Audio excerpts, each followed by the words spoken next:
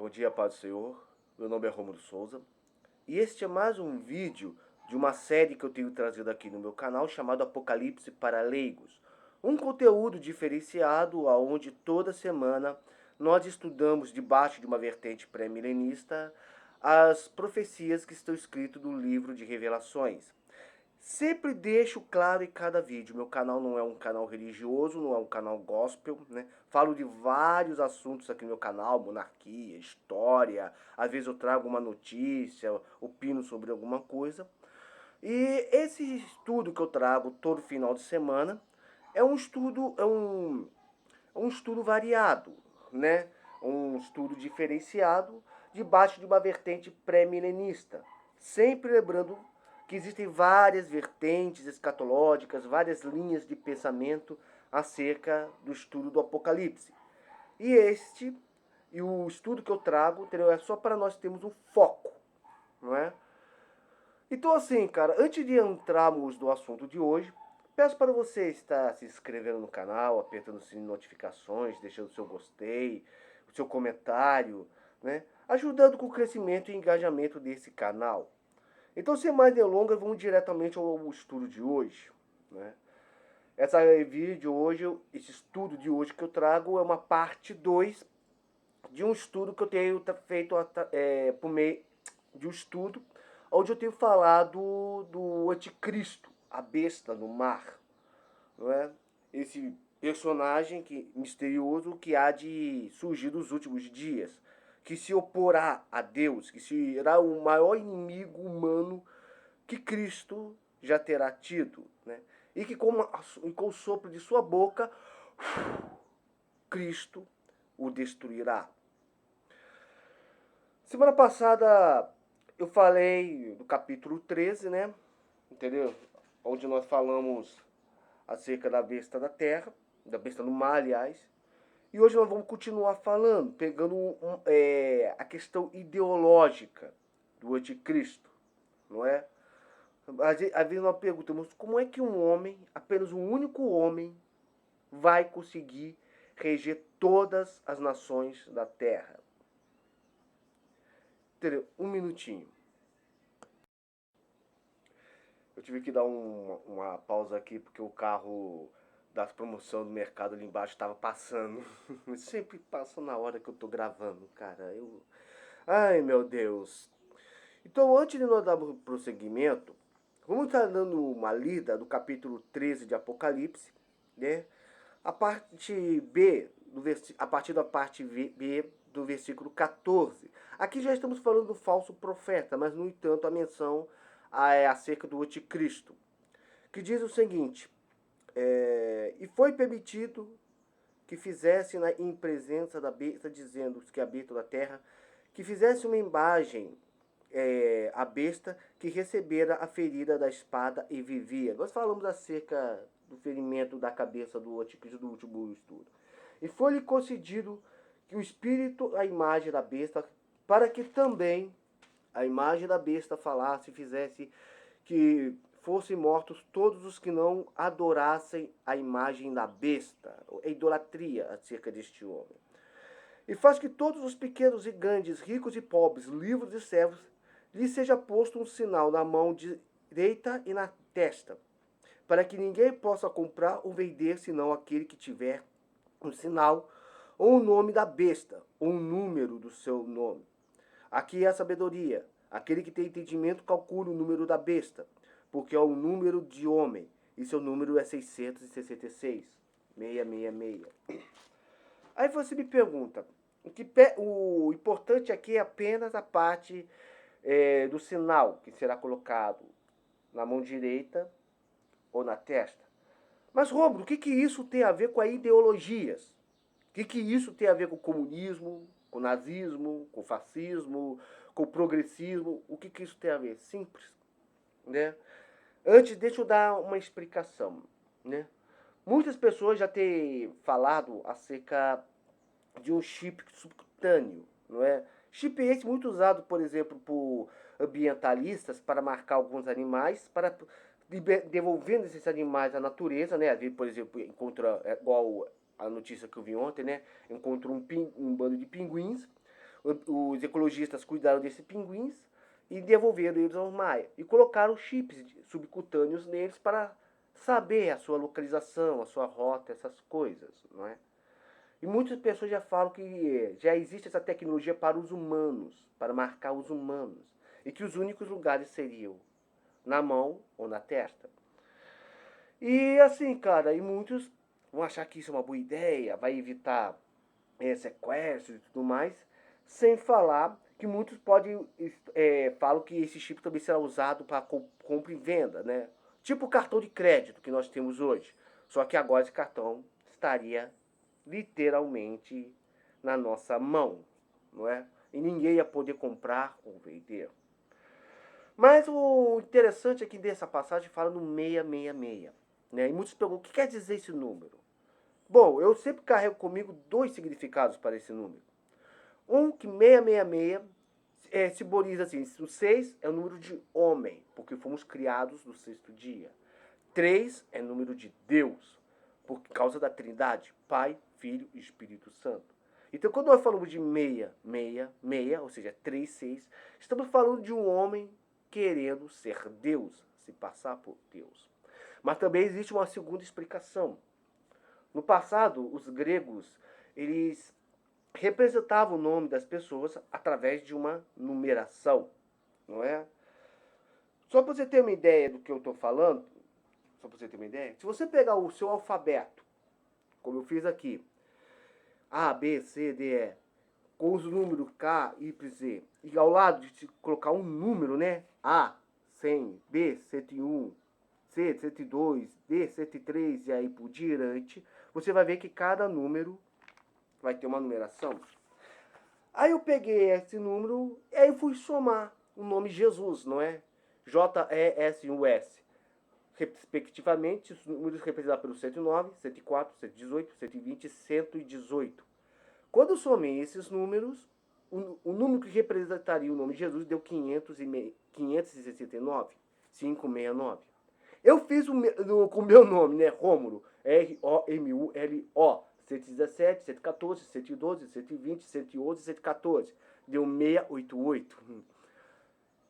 Aí eu peguei uma certa personalidade histórica, cujos números cujas letras estariam simbolizadas pelos números 107, 108, 119, 111, 104 e 117. Quando somei os números desse nome, deu 666. Aí eu te pergunto, quem foi a pessoa cujo nome deu 666? Hitler. Sim. Sabe aquele bigodinho maldito do nazismo? Né? O Adolf Hitler. O nome Hitler tem simbolicamente o número 666. Ou seja, e o nome César, né, em latim Kaiser, usando um outro método de numeração, também deu 666.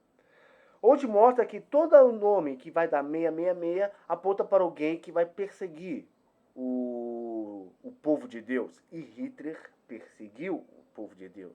Muitos cogitavam se Hitler seria o anticristo. Eu digo que não. Hitler ele é apenas um protótipo de anticristo, podemos dizer assim, né? E eu não digo só Hitler, mas também outros ditadores como Stalin, Lenin, Mao Tse-tung, Kim Jong-un. Embora os seus nomes não signifiquem 666, você pode ver que esses ditadores eles se opõem ao cristianismo, né? Muito em seus países, né? União Soviética, China, Coreia, Cuba. Quando você vê o cristianismo é perseguido por lá por causa da ideologia, não é? A ideologia, cara, é uma questão política da qual, cara, um verdadeiro conservador ele não segue nenhuma ideologia. Não existe ideologia da conservadora. Não existe. Toda e qualquer forma de ideologia ela é de esquerda. Toda forma de ideologia ela é contra a palavra de Deus. Ela é contra o povo de Deus. Isso desde a época da Revolução da Revolução Francesa, de 1789 a 1799. Né? A Revolução Francesa, que é tida como um marco da história humana, porque pôs um fim do antigo regime, o absolutismo e tudo mais. Se você estudar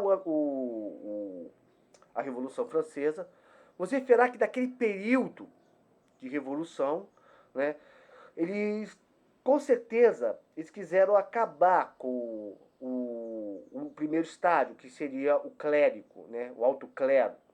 Não vou claro que não vou isentar, porque o clero tinha muitas mordomias e tudo mais, mas por causa do pensamento revolucionário, eles viam tá começando a ver o cristianismo como algo assim prejudicial. Então eu estava vendo o cristianismo como algo prejudicial, já que o rei absolutista ele via a si mesmo como um escolhido de Deus, não é? Alguém com direitos divinos.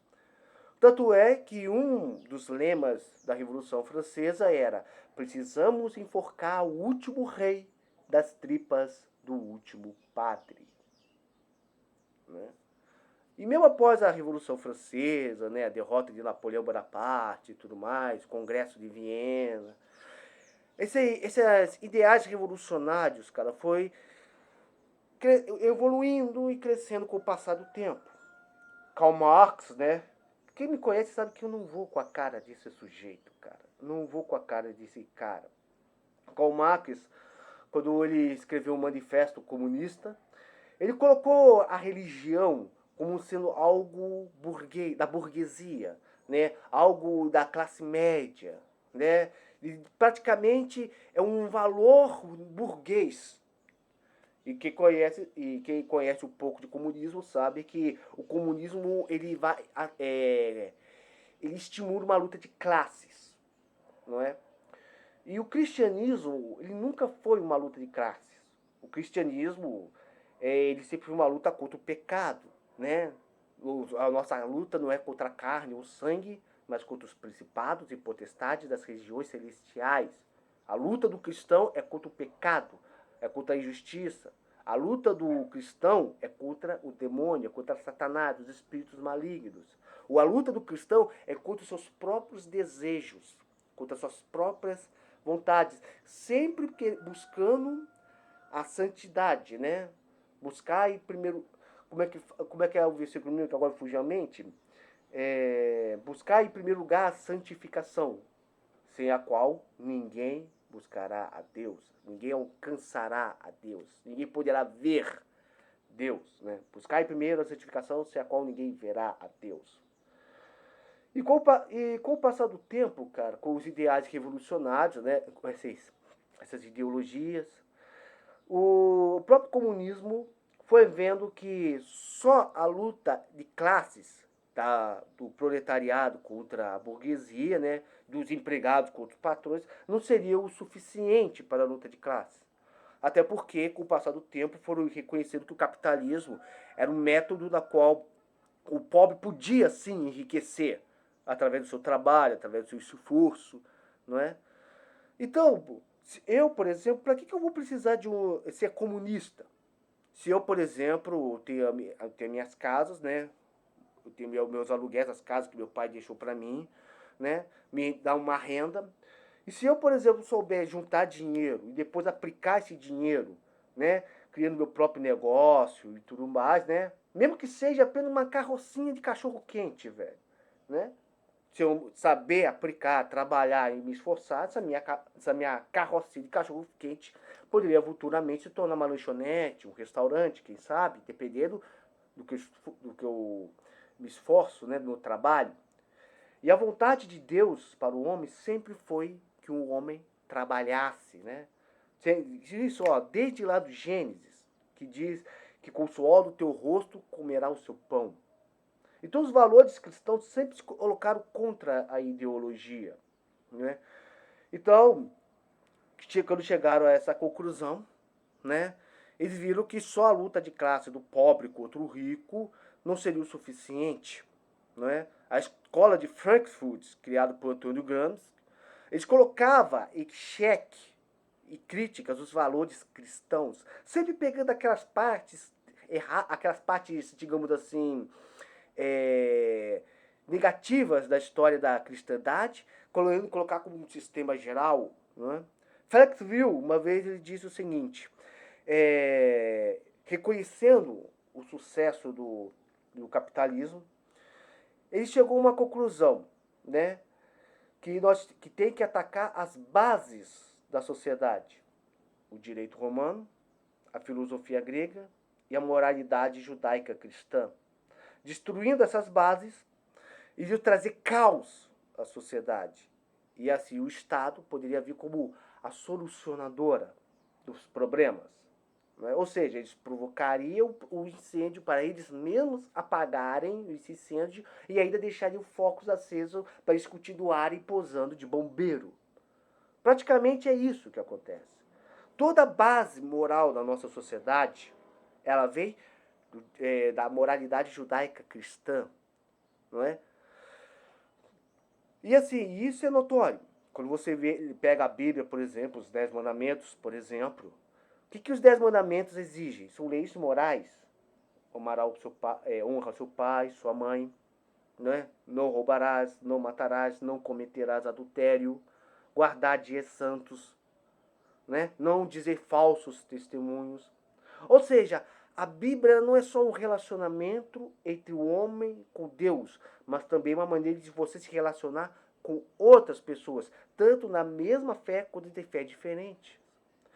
Então, quando nós olhamos essas ideologias, como o comunismo, né, o nazismo, aliás, o nazismo ele veio do socialismo, né, o nazismo ele é o nacional socialista, nós vemos que ele se opõe, ele distorce a religião, não é? Tanto é que não é de se estranhar que Hitler, por exemplo, conseguiu colocar uma parte da sociedade alemã, não toda, porque muitos acham que durante a Segunda Guerra Mundial todos os alemães eram nazistas, na verdade não, era apenas uma parte, né? A maioria dos soldados que morreram da Segunda Guerra, dos soldados alemães que morreram da Segunda Guerra, nem nazistas eram, apenas estavam lutando pelo seu país e estavam cumprindo ordens, não é? Ordens vindo por um demônio em forma de pessoa. Então, quando você olha isso, cara, você vê que Hitler colocou uma parte da sociedade contra um segmento social, contra um grupo de pessoas, né, caracterizados por seguirem uma fé. Né? Lá na... Então, assim, com o passar do tempo, esses ideais revolucionários vão se opondo cada vez mais à igreja. Uma coisa que eu falei quando eu estava trazendo um estudo acerca das 7 igrejas, eu falei muito a respeito do, é, da doutrina dos nicolaítas. O que era a doutrina dos nicolaítas? Era você pegar coisas do mundo e colocar dentro da igreja. Algo, por exemplo, como por exemplo o carnaval, por exemplo. Nós cristãos, um verdadeiro cristão, ele não se diverte no carnaval, porque vemos o carnaval como uma festa pagã, uma festa da carne. O próprio nome da festa, carnaval, festival da carne. Um conceito de carnaval. Dias onde você vai deixar Deus de lado e vai se entregar aos seus prazeres. E quando a gente vê que dentro da igreja tem irmãos pulando carnaval, por exemplo, né? Vamos criar o bloco gospel, né? A gente já vê que é coisas do mundo dentro da igreja, não é? E o comunismo, ele tenta fazer isso. Da Igreja Católica houve o... Só um minutinho.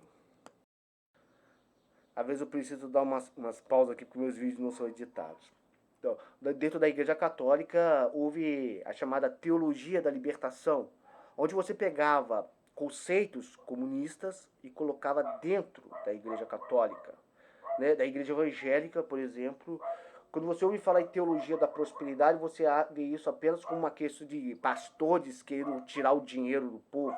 Mas, na verdade, essa teologia da prosperidade, né, Entendeu? Eu tenho que fazer um vídeo só para falar isso, cara. Porque tem muitas pessoas que vêm com preconceito essa questão quando se fala de dízimos e ofertas da igreja, da igreja evangélica, não é, cara? Tem muitas pessoas, seja católica, que tem uma visão errada acerca de dízimos e ofertas, que são coisas que estão na Bíblia. Mas, no entanto, muitas coisas do comunismo, né, foi colocado dentro da igreja evangélica por meio dessa maldita teologia da prosperidade. Teologia essa da qual, onde na Bíblia nunca foi falado que você vai ficar rico e dando dinheiro para pastor. Não.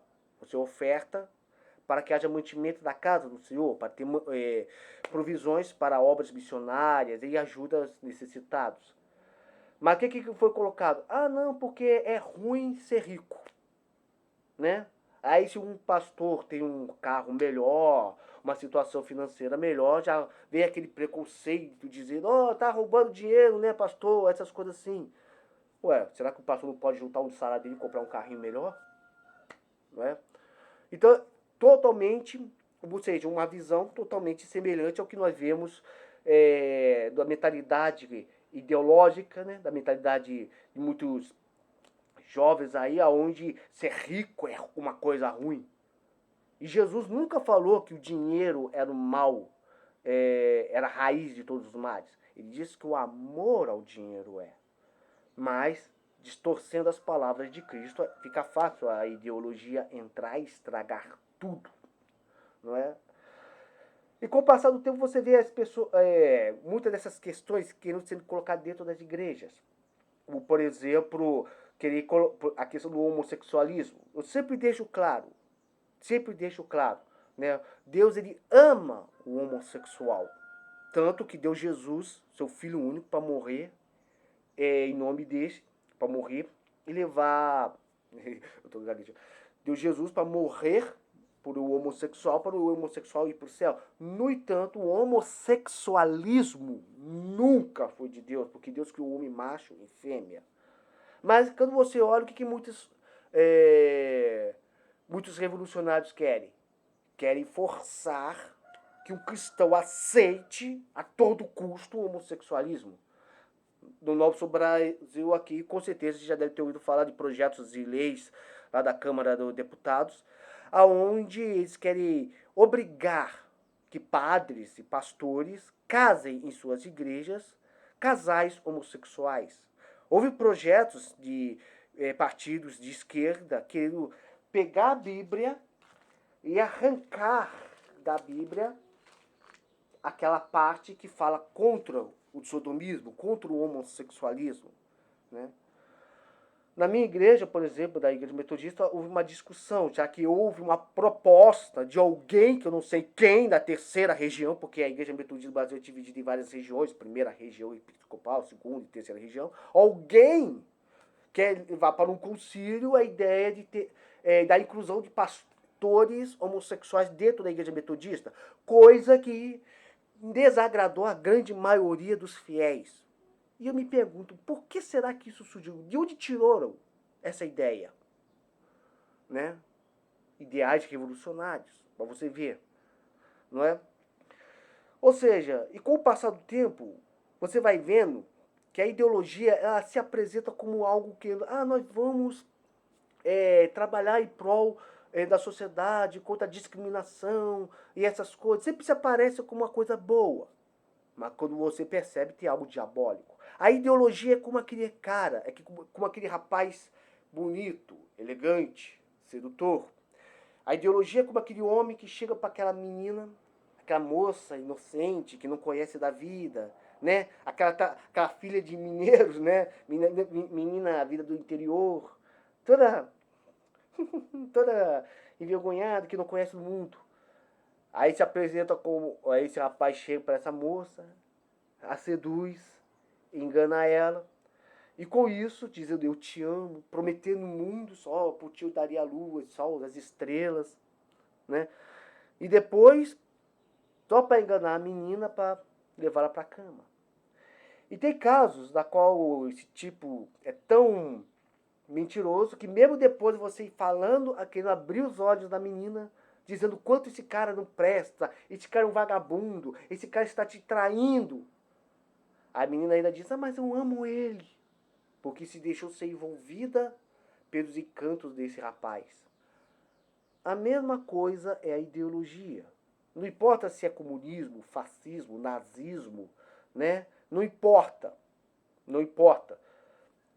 A ideologia chega para o jovem, um jovem que quer fazer, que quer uma causa para lutar, chega para esse com vários ideais, né? Vários ideais, várias ideias, uma luta, algo para te dar um propósito. E mesmo depois você chegando para esse rapaz, mostrando todos os erros, né, da mentalidade revolucionária, esse rapaz ainda continua sendo, se querendo se deixar iludir. É tipo igual o caso, por exemplo, do petista, de um petista, que você chegando para ele e mostrando todos os crimes do PT, ele ainda vai dizer Lula livre. Ou do caso de você chegar, por exemplo, uma pessoa apoiadora do atual governo e mesmo mostrando alguns erros do atual governo, esse cara ainda vai dizer, chamar o presidente de mito, né? Porque se deixou levar por um encantamento, digamos assim, né? Nosso país, nossa república, quem me conhece sabe, eu sou monarquista, ela é regida por um ideal progressista, né? O progressismo, ele é tipo assim, ele quer substituir a fé pela razão, não é? Quem é bom entendedor sabe que a fé cristã é racional. Mas, no entanto, o progressismo acaba querendo tirar Deus da sociedade. Cara, eu vou falar isso mais numa parte 3, porque o vídeo já está ficando muito longo. Então eu termino essa parte dizendo que comunismo e cristianismo são coisas completamente diferentes. Os ideais revolucionários sempre vão colocar em xeque valores cristãos como o patriarcado,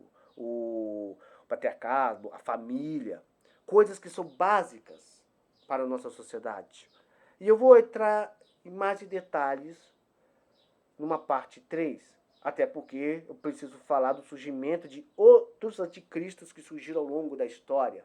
Ou seja, embora o anticristo seja alguém que vai surgir nos últimos dias, ao longo da história humana existiam muitos outros anticristos que se colocavam contra Deus e contra o povo de Deus. E esses anticristos apontam para aquele anticristo derradeiro que vai surgir dos últimos dias. Muito obrigado se você me acompanhou até aqui. Fique na paz. Que Deus esteja abençoando você nesse dia de hoje. Até, tchau e shalom.